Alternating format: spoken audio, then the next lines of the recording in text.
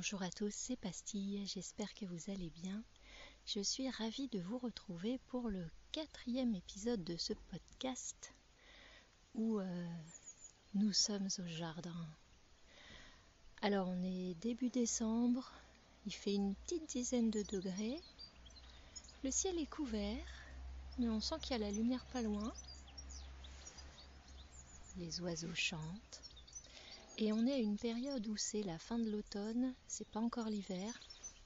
C'est une période où on peut encore faire quelques travaux dans la terre. C'est le dernier moment pour toucher au sol, on va dire, puisque quand il fait trop froid, le sol a vraiment besoin d'être laissé tranquille. Il est plus vulnérable. Il y a des occasions comme ça où il est vulnérable, hein, quand il fait très sec, quand il fait très humide, qu'il a beaucoup plu, ou qu'il fait froid, et que la nature se met un peu en repos. Et donc là, c'est la dernière occasion pour un peu, on va dire, toucher au sol. Alors je suis sur une parcelle différente où j'ai planté des jeunes arbres fruitiers. Et entre les arbres fruitiers, comme il y a encore de la place, j'ai cultivé pendant plusieurs années des fraisiers, des pommes de terre, des haricots, enfin ça a un peu évolué. C'est une parcelle un peu éloignée des zones faciles à arroser, et donc j'ai décidé, à cause du changement climatique, de maintenant semer des choses qui n'ont pas besoin d'arrosage, comme des pois chiches par exemple.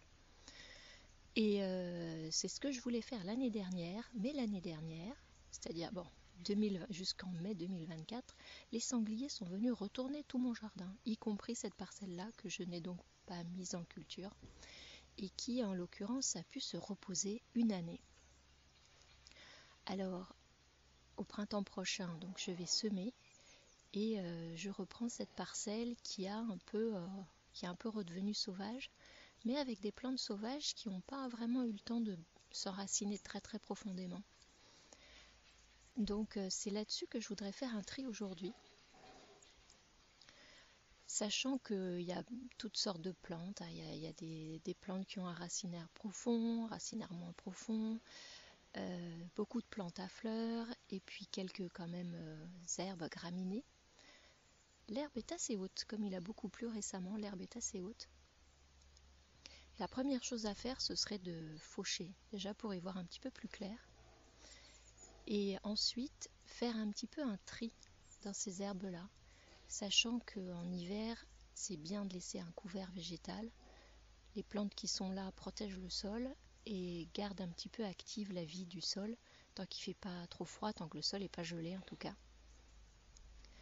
Donc je voudrais garder les plantes qui en fait ne vont pas être difficiles à enlever lorsque le moment sera venu de semer autre chose. Et par contre enlever les plantes qui elles peuvent avoir un racinaire profond et qui sont un petit peu difficiles à enlever. Et cette dernière catégorie, c'est les graminées, les grosses touffes d'herbe. Et il faut savoir que les graminées, quand on les taille, quand on les tond, elles repoussent plus vigoureuses. Elles ont une pousse à partir du bas de la plante, à partir du pied de la plante. Donc ça les gêne pas du tout qu'on les taille, ça leur fait un regain d'énergie en fait, et c'est un peu le principe d'une pelouse bien tondue, hein. Pour qu'elle soit belle, il faut qu'elle soit bien tondue régulièrement. Et par contre, les plantes à fleurs, quand on les coupe, elles repoussent moins vite et moins haut. Voilà. Donc c'est ce que je vais faire. Je vais laisser les plantes, on va dire, à fleurs normales, et retirer à la pioche, cette fois, les graminées. Voilà, donc 2 étapes aujourd'hui. Après, il y aurait d'autres choses à faire dans cette parcelle. On est aussi au pied d'un talus. Donc, j'ai des agrumes plantés au pied d'un talus. Et le talus a été un peu envahi par les clématites sauvages. Et là, il faudrait faire quelque chose. Je ne sais pas si je ferai ça aujourd'hui. Je pense qu'il faut déjà faire une taille à la cisaille à haie pour y voir aussi un peu plus clair. Et peut-être récupérer toutes ces lianes. Ensuite, pareil, partir avec la pioche et déraciner les clématites en trop, qui sont vraiment à cet endroit-là, c'est pas du tout possible. Voilà, donc c'est parti. J'ai avec moi la faux, la pioche, et toujours un seau pour si jamais je trouve des saletés. Et ben on est parti.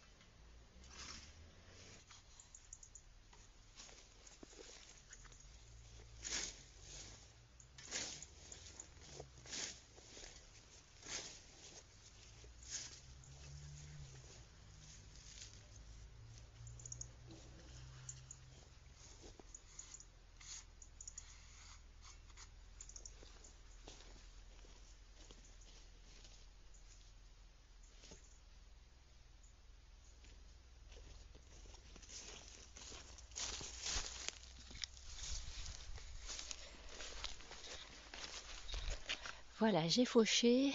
Alors j'y vois déjà bien plus clair. Il y a pas mal d'herbe, mais elle est vraiment jeune encore, donc je pense qu'elle sera facile à enlever. Il y a quelques grosses touffes qu'il va falloir que je fasse à la pioche. Et ça fait un bon volume de matière organique. Alors comme c'est une parcelle que je vais cultiver l'année prochaine, je vais laisser la plus grande partie de ce que j'ai fauché pour nourrir le sol, sachant que la vie du sol ne s'est pas encore arrêtée, hein. On est vraiment à la période où les vers de terre mangent encore, etc. Donc ça va être absorbé par le sol dès maintenant. Et je pense qu'il en restera aussi pour tout l'hiver, pour protéger le sol, etc. Et même pour commencer le printemps. Mais par contre, si vous avez suivi un peu ce podcast, j'ai semé du blé et j'avais mis entre les rangs de blé de l'herbe aussi, toute fraîchement fauchée. Et celle-là a déjà été quasiment toute absorbée par le sol. Donc quelques jours après, je voyais déjà arriver les limaces, etc. Les vers de terre qui commençaient à manger tout ça. Et là, il n'y a quasiment plus rien. Donc je vais quand même prendre une petite partie de cette herbe pour refaire mes passe-pieds. Maintenant, je vois bien les rangs de blé, ils sont très très bien germés. Donc ça va être plus facile pour poser le paillage. Donc je vais faire ça. Et après, je vais revenir donc faire du tri. Alors j'ai aussi remarqué sur un bout de la parcelle un petit peu de plantes invasives. Alors là, en l'occurrence, c'est de l'Oxalis pescaprae. C'est une petite plante très jolie, mais qui vient de l'hémisphère sud et qui est très envahissante, c'est-à-dire que là où elle pousse, elle empêche un peu les autres plantes de germer, de se faire une place. Et moi, je voudrais garder beaucoup de biodiversité végétale. Donc, je vais essayer de les enlever parce qu'il y en a vraiment très très peu. Je pense qu'ils sont arrivés avec une plante que j'ai récupérée chez quelqu'un. Il devait y avoir quelques bulbes dans la terre. C'est comme ça que les plantes invasives se reproduisent beaucoup et voyagent. Donc je vais essayer de les supprimer totalement. Donc ça, ce sera peut-être un tri à part. Et puis, et ben voilà, je suis partie. Je vais aller porter cette herbe au blé et je reviens avec ma pioche. Alors, en plus des petites herbes dont je vous ai parlé avant, il y a aussi des herbes qui sont intéressantes, qui sont plus pionnières, comme les kénopodes, qui font du bois en fait au bout d'un moment, qui plongent leurs racines et qui font du bois. Cette matière ligneuse est excellente pour améliorer l'équilibre du sol. Donc eux, je ne vais pas les couper pour l'instant, je vais les laisser. Ils sont en train de mourir tranquillement. Ils vont être dégradés dans le sol par les champignons et par les petits organismes qui y vivent. Donc ça, je vais les laisser. Voilà, ça va faire un petit peu de bois. Et c'est parti pour la pioche.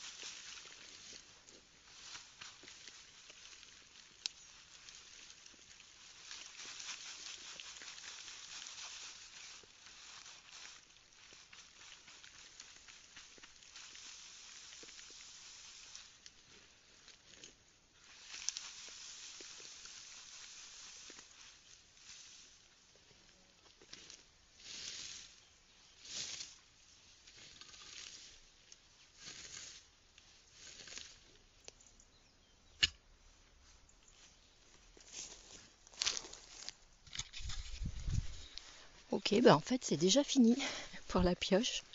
Il y avait une seule grosse touffe, on va dire ancienne de graminées, et tout le reste ça s'enlève juste en tirant à la main.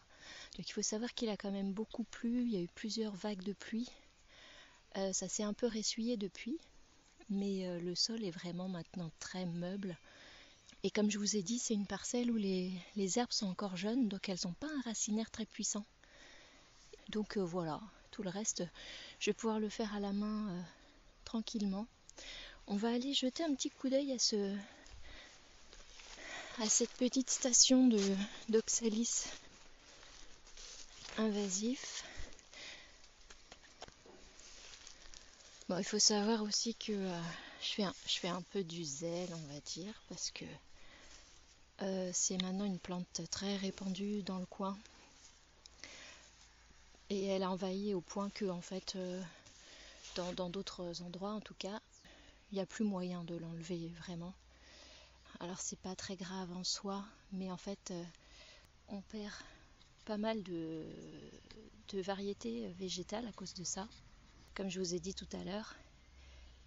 Donc pour l'instant, tant qu'elle n'est pas encore trop étendue, j'essaie de l'enlever. Alors c'est une petite plante qui pousse à partir de petits bulbes.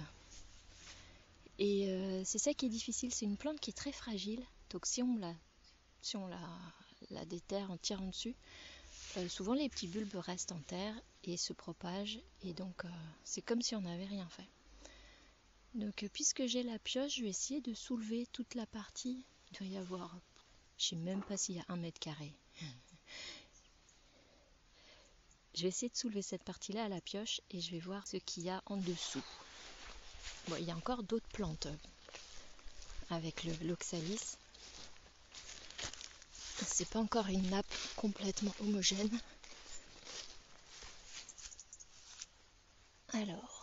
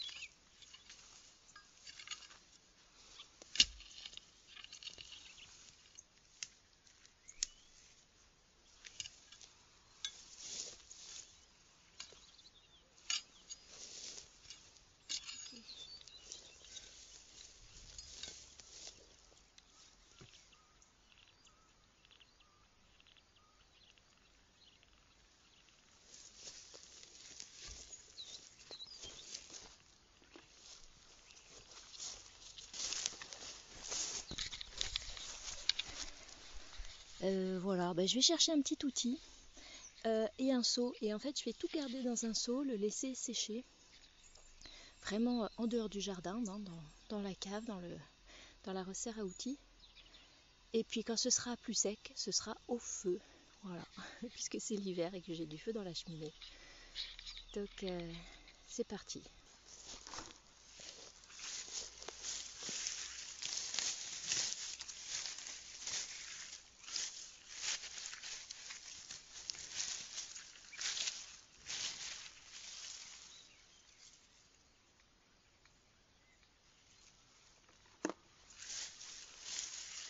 Il manque un petit coup de pioche.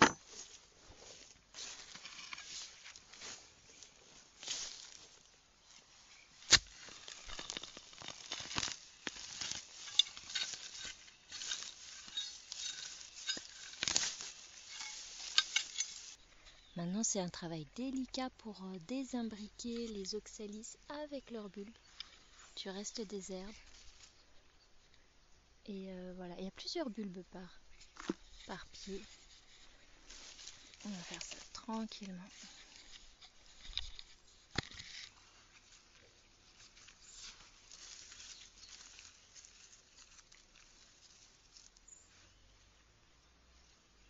C'est un peu luxe ce que je fais là.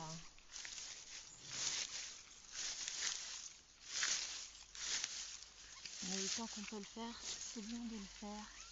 Faut pas laisser les plantes invasives s'installer.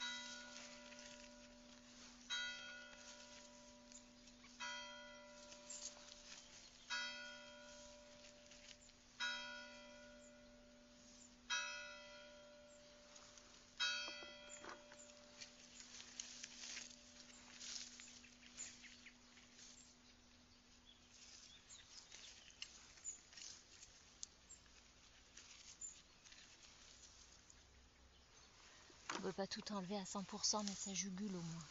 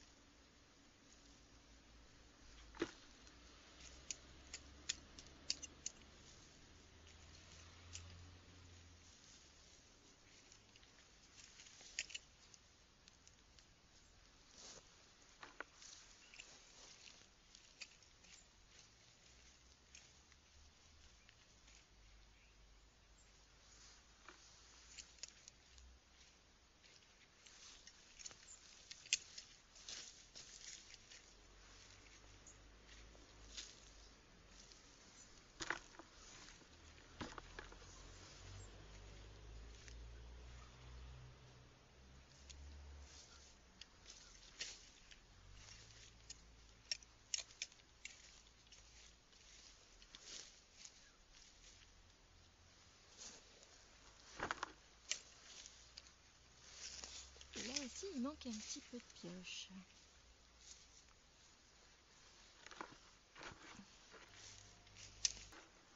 Et j'ai trouvé aussi un petit bout de verre.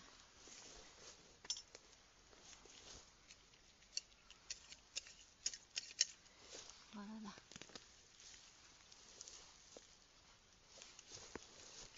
Alors, où est-ce qu'il fallait que je redonne un petit coup de pioche là?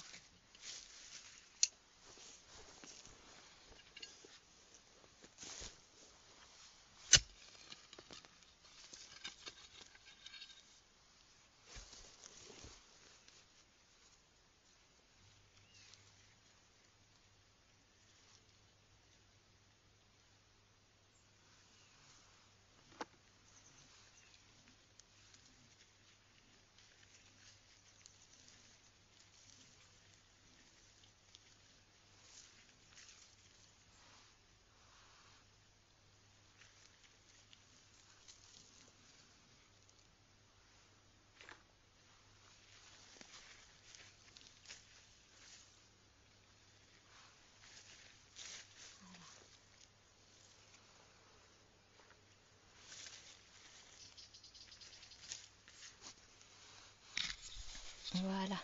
En dehors des oxalis, on trouve ici de la nébida, qui est une plante typiquement du maquis corse. On trouve du poireau sauvage, des petites mauves, du millepertuis, plein de plantes super intéressantes, et ce serait dommage de laisser l'oxalis prendre toute la place. Donc je suis contente d'avoir fait ce petit travail. Je vérifie qu'il ne reste plus rien. Voilà, quand il y en a si peu, franchement c'est pas... Ça m'a pris quoi, 10 minutes. Ça vaut vraiment le coup. Voilà, sachant qu'il va falloir que je revienne, hein, c'est pas la première année que je viens. Encore un là,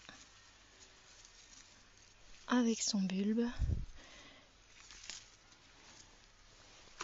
Voilà, on fait un demi-saut à laisser sécher. Ok, et ben, c'est pas mal tout ça. C'est pas mal tout ça. La prochaine fois, on ira travailler sur le talus, je pense. Ça va être un peu délicat parce que forcément c'est en pente. Mais voilà pour aujourd'hui. Donc du coup, ça nous a permis déjà de faire un petit peu de place, de voir les plantes qui sont en présence, de faire le tri entre celles qui peuvent rester pour alimenter le sol, on va dire comme les kénopodes, et celles qu'il fallait faire partir comme les grosses touffes de graminées qui risquaient d'être ensuite embêtantes pour la suite. J'ai vu que les petites touffes d'herbe, je pouvais les enlever à la main. Donc ça, c'est un travail que je vais faire un petit peu chaque jour, tranquillement. Le reste va bien. On avait repéré une petite station de plantes invasives que j'ai pu enlever. Tiens, il y en a un petit bout là. Ok, j'ai presque fini. Et voilà, donc c'est une parcelle qui est quasiment prête à passer l'hiver tranquillement comme ça au repos et sur laquelle on reviendra au printemps, normalement. Voilà, j'espère que ça vous a plu, que ça vous a un peu relaxé. Il y avait un petit peu de bruit d'outils du village, j'espère que ce ne sera pas trop gênant. Et je vous dis à très bientôt pour un prochain épisode. En attendant, portez-vous bien.